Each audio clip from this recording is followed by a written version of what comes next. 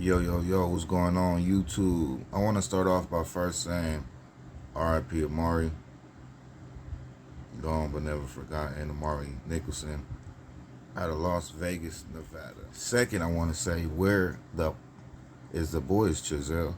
Yeah, we on that program right there, that fourth quarter pressure.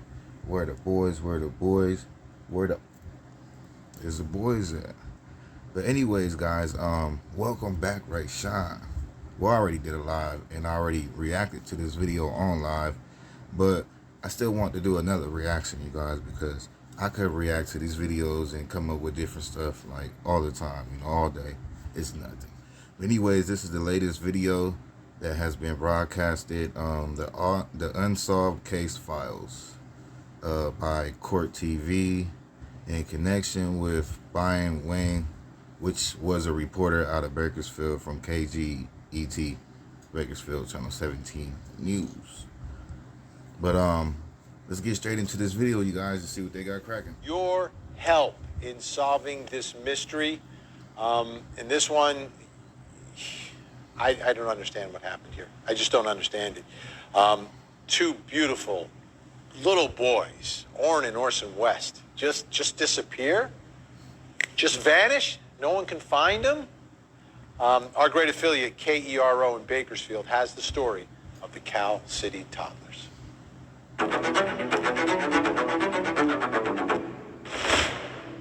The Cal City community is still distraught over the two missing boys. There is now a new addition to the neighborhood. This is a small memorial, leaving candles and toys.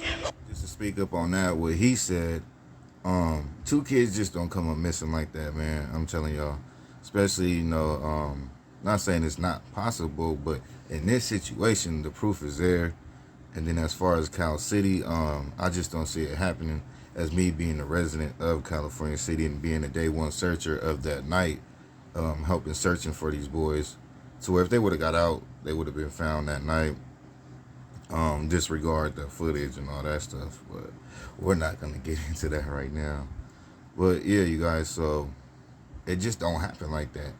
So off top BS, you know what I mean? When the toddlers come home safely. All have to get together as a community and just try to help find these children ourselves and do the best we can. With guns drawn, I know that lady right there. She's been a resident in California City for a long time, since I was yay high. You know what I mean? But that's a good woman right there. She doesn't stay in the neighborhood. She actually stays on the other side of town. Just shows, how much of the community was coming together, just concerned about, these boys right here. California City home of Trezell and Jacqueline West, the adoptive parents of 3-year-old Orson West and 4-year-old Orrin West. The parents told authorities their two boys disappeared from their backyard on December 21st and believe someone kidnapped them. They do not just roam around, these patches. They definitely, I think... It's just something about what she says about that. They won't roam around these patches. I don't know what patches she is talking about. I really don't. It's weird that she says that. I'm boggled by it. Patches, I really don't know. But you heard the man say that they believe that the kids were kidnapped, which there's nothing that leads up to that. So we all know that's BS.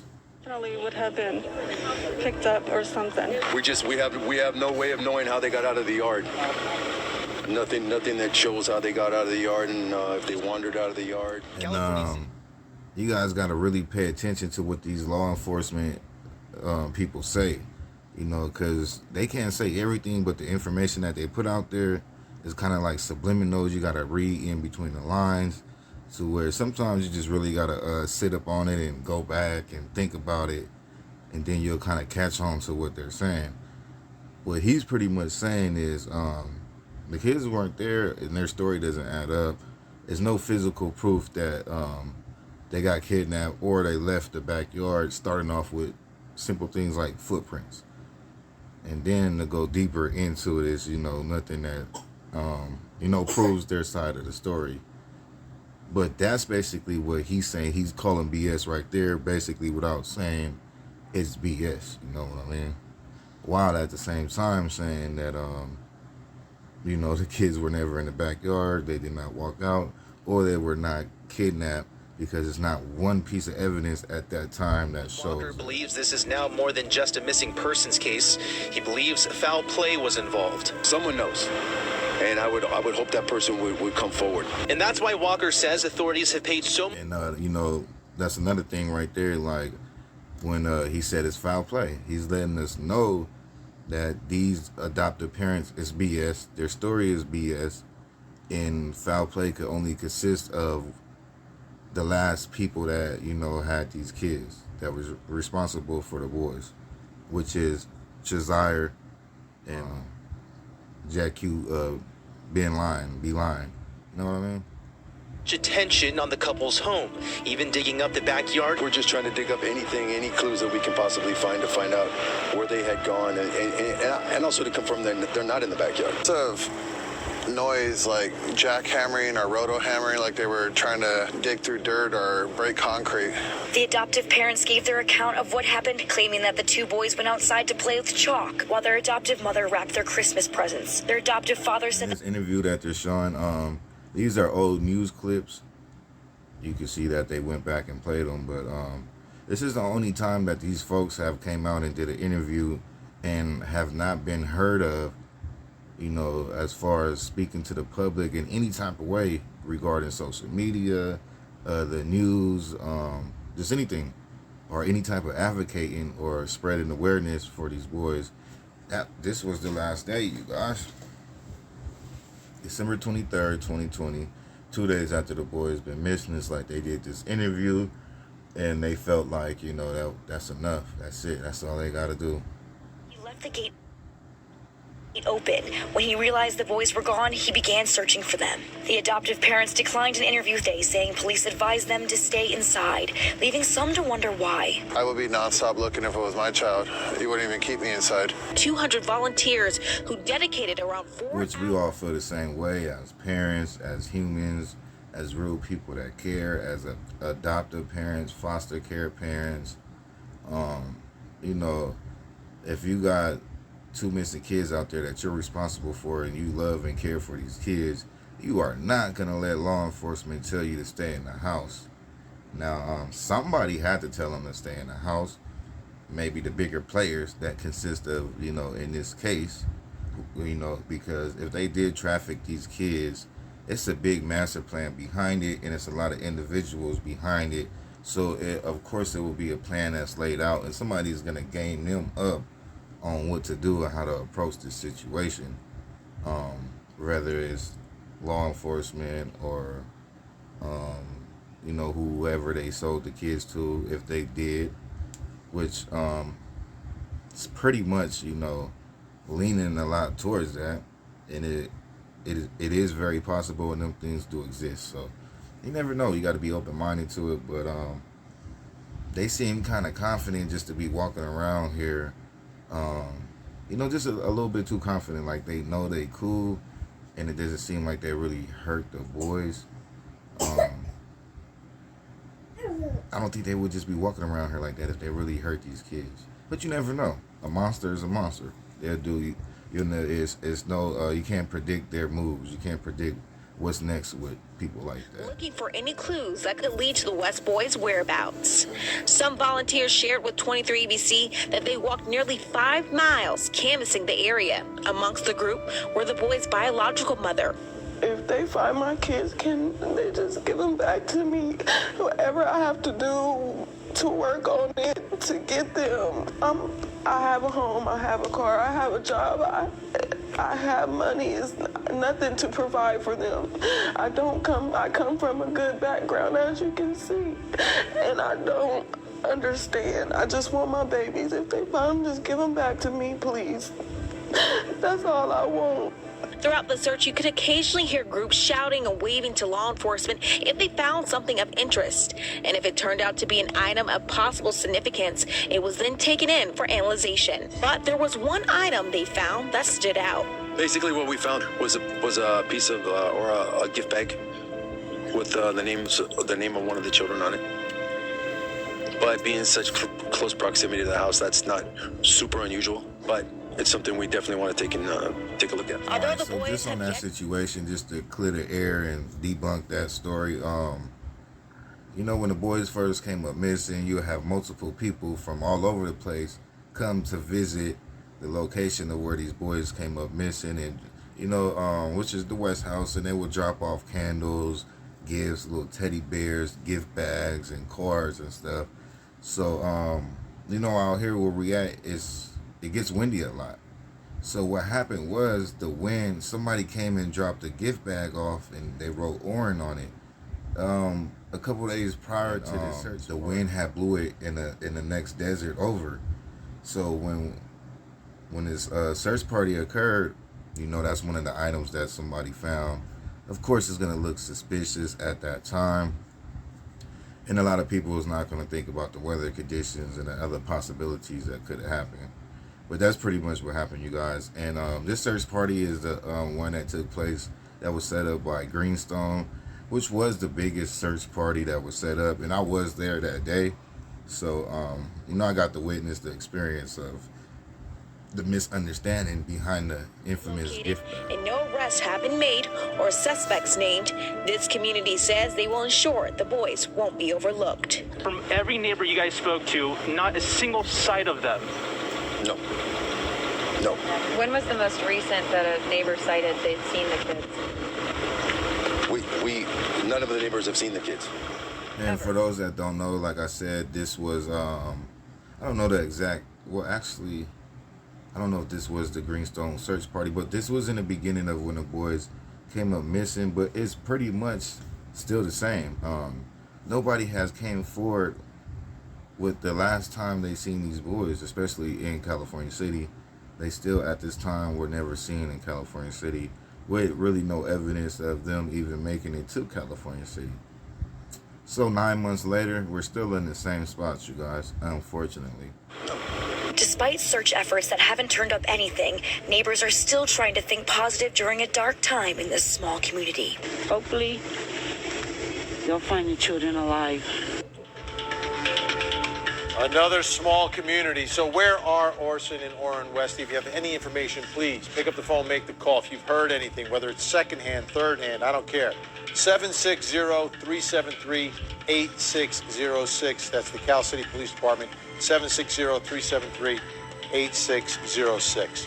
Still with us, Professor of Forensics at Jacksonville State University. Forensic. What I would suggest about that information is, if you got any information regarding the boys, contact the Bakersfield Police Department.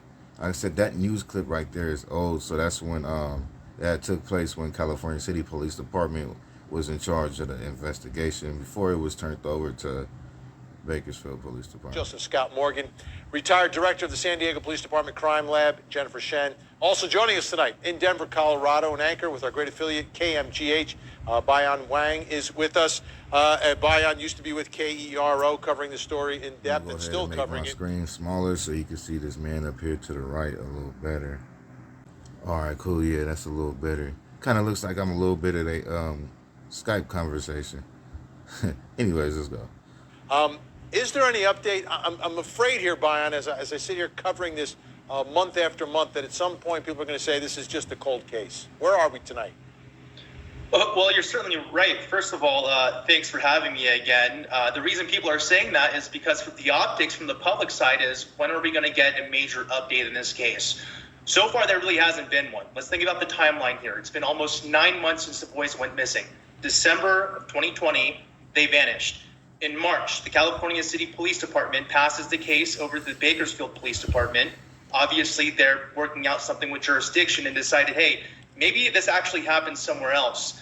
Then in June, the Bakersfield Police Department released some data for us. They gave us the fact that 83 people have been interviewed in this investigation so far. Folks from the adoptive family, folks from the biological family, and folks who aren't part of either one of those. Then we learned that 44 search warrants have been executed at residences. Electronics have been seized. In total, 170 items have been seized. Do you guys hear that? Those are big numbers right there. What the hell is going on? Let's run that back. since the boys went missing. December of 2020, they vanished. In March, the California City Police Department passes the case over to the Bakersfield Police Department. Obviously, they're working out something with jurisdiction and decided, hey, maybe this actually happened somewhere else. Then in June, the Bakersfield Police Department released. My opinion on that is they knew it happened somewhere else. Within 3 months of an investigation this big, you hand it over to another agency. Come on, you guys. What does that tell you?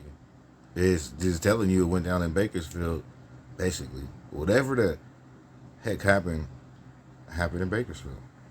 Gave us the fact that 83 people have been interviewed in this investigation so far. 83 people. That is major. 83 people. That's kind of big numbers for these kids just to walk away or for them to be kidnapped. If law enforcement thought that, which we all know they don't think that, because they pretty much said that from the jump. 83 people, that is a big circle of people to interview. The adoptive family, folks from the biological family, and folks who aren't part of either one of those. Then we learned that 44 search warrants have been executed at residences. Electronics have been seized. In total, 170 items have been seized. 16 mass area searches, meaning that including some kind of law enforcement, has been conducted. 3 searches out of the state. And on the 21st of every month, the only thing the community really has to lean on is a candlelight prayer gathering. And 9 months later here almost, they're still wondering. Shout out to the biological family and the people involved with them, the friends and the supporters, for keeping the boy's name alive and doing that every month on the 21st in front of Bakersfield Police Department. West, which I should mention, both of them have had birthdays since this time has elapsed. Jennifer Shen, it's an intense investigation, everything that Brian just described. I mean, how do we have that level of investigation and still sit here 9 months later without an answer? Exactly. Well, it seems like that's because there's nothing much to find nearby the home, and so that makes it seem like those children were picked up by someone and taken elsewhere, and sometimes they're taken far away and outside of where the law enforcement is looking, and that really seems like the most likely scenario here. Otherwise, with all the intensive searching and looking with children that young, I believe they would have been found had they wandered off. Joseph Scott Morgan, it's a small community. It's a small street. It's very flat. The father was getting wood across the street for the fire. And to me, it's a very small window of time that if someone abducted these children, that they would have done it. I mean, I don't even understand how they could have abducted 2 children, okay? We're talking about 2 children. You're not just grabbing one. You're grabbing 2 at the same time with dad just across the street. He doesn't hear anything. He doesn't see anything, Joseph? Yeah, and actually, counter to your point, Vinny, 2 children, in fact, it would be one thing if you could say, well, one of these... That's true what he said. And there was people out that night. Neighbors across the street to the right was out having a drink. A couple of people, which I believe they were never interviewed by law enforcement, red flagged by law enforcement, if that is true. But then at the same time, look, man, let's be open-minded. Let's not be so quick to judge, right? Let's not judge these cricket. I'm not even gonna go there. But maybe they didn't need to go that far because they already knew what was going down. In the backyard and they wandered off. I've even heard people say things like coyotes and that sort of thing. But now you're talking about 2 small children.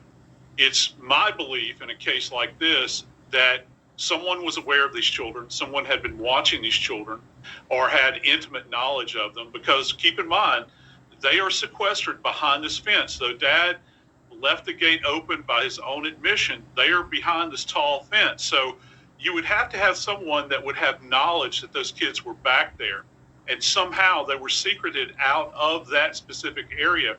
And you're right, Vinny, it is a small location, but where they live, you can see these images that our crew always does a great job with.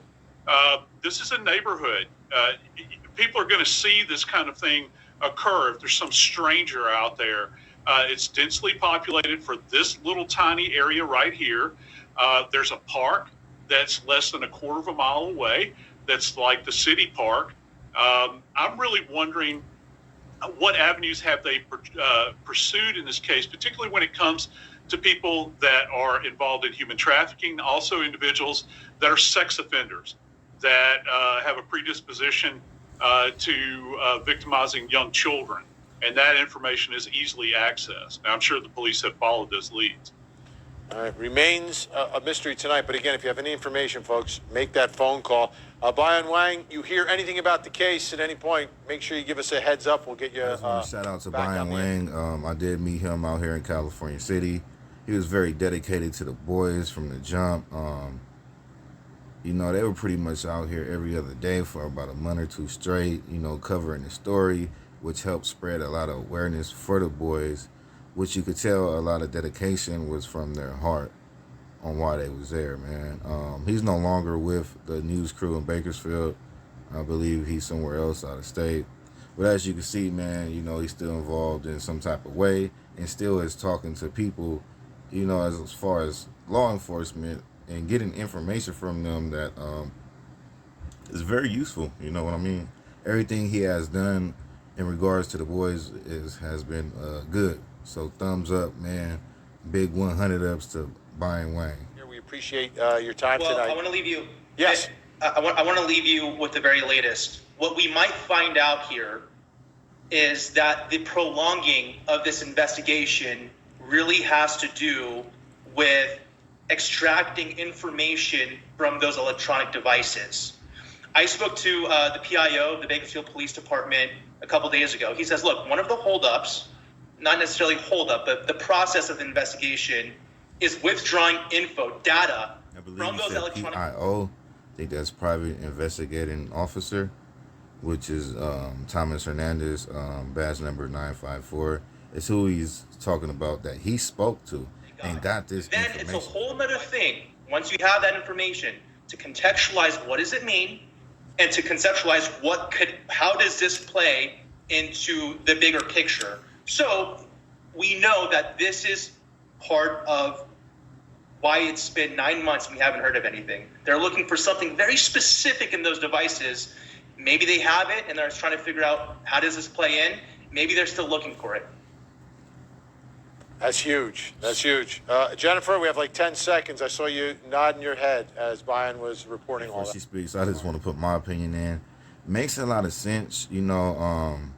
Now, what type of information they're trying to uncover is the question. Because, you know, the basics in this type of investigation is the phone records. They tried to call, text messages, phone beams to see what, you know, their timelines matched up with, you know, the towers and all that stuff, which I don't think it would take this long.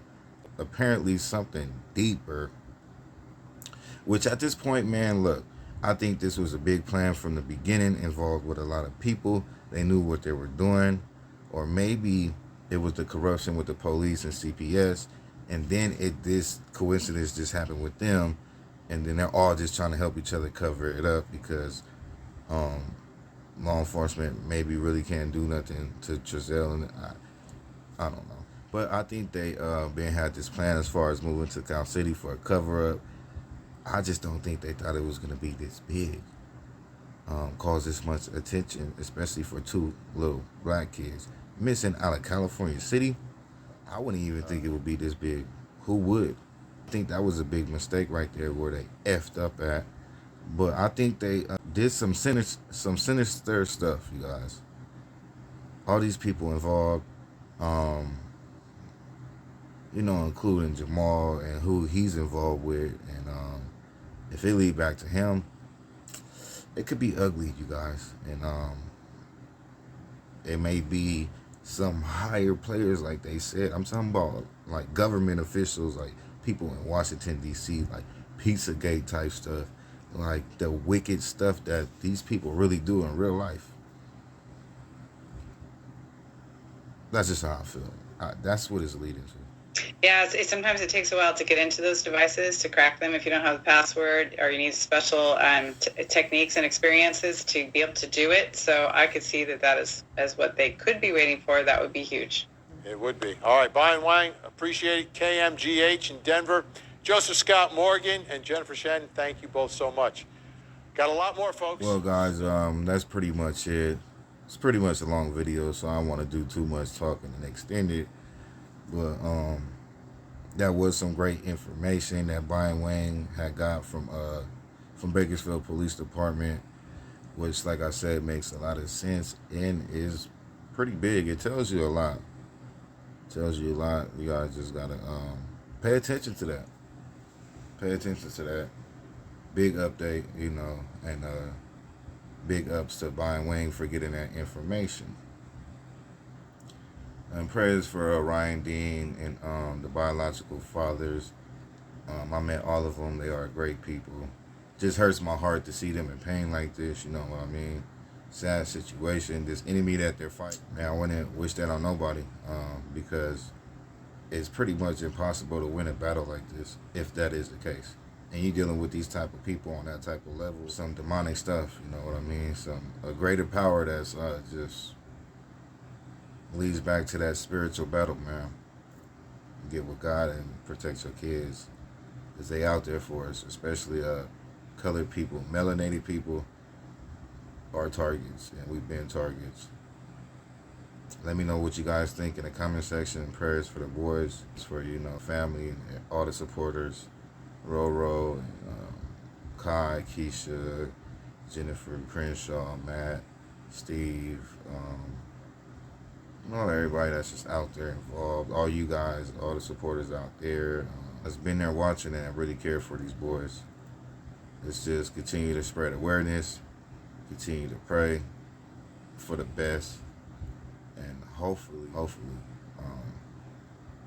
we get some good results in the end. You know what I mean? Even just figuring out what happened to these boys, even if it's the worst, especially if it's like some traffic and stuff. Because it's hard to crack down on things like that, and there's not too many people that really figure out what's going on, and then when you do, it's not televised like that. But God works in mysterious ways, you guys, and whatever is done in the dark is going to come to the light. So always have faith. Be safe out there. There's a lot of stuff going on in the world. It's looking pretty ugly, especially with the you-know-what that's going around. They're mandating these vaccines and stuff. It's just a lot, man. It's a lot. Peace and blessings. Where are the boys? Actually, is the boys, Trizelle? Out of here. Let the demons know it's on for life. Won't let the west side slide tonight.